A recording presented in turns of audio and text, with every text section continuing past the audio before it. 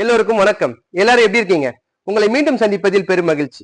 நாம ஒவ்வொரு நாளும் ஆகச்சிறந்த திருக்குறள்களை பார்த்துட்டு வரோம்.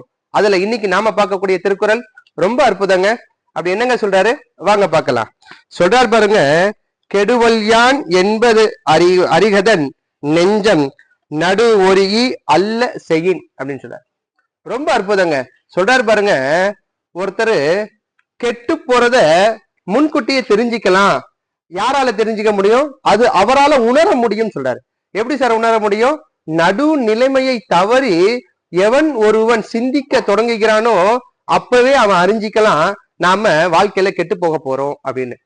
ஆக நம்முடைய குழந்தைகளிடத்துல நாம சொல்லணும், நீங்கள் நடு நிலைமையோடு இருப்பது மட்டும் சிறப்பு அல்ல, நடு நிலைமையை தவறி நினைக்கிறதே எண்ணுவதே ஆக பெரிய தவறுன்னு நம்ம சொல்லி கொடுக்கணும். நடு நிலைமையை தவறி நினைக்கவும் கூடாது, அதை செயல் வடிவமும் ஆக்கவும் கூடாது. ஆக எவன் ஒருவன் நடு நிலைமையை தவறி சிந்திக்க தொடங்கினாலும் அவனே கெட்டு போறதுக்கு அதுவே அறிகுறியாக இருக்கிறது. ஆக நம்முடைய குழந்தைகளிடத்துல நாம சொல்லி சொல்லி பழகணும், நடு நிலைமைதான் நம்மளை வாழ்க்கையில உயர்த்தும் அப்படின்னு நம்ம சொல்லி பழகணும். மீண்டும் ஒரு அழகிய சந்திப்புல உங்களை சந்திக்கும் வரை உங்களிடமிருந்து விடை பெறுபவர் உங்கள் முனைவர் பா மொய்தீன் பாஷா. நன்றி.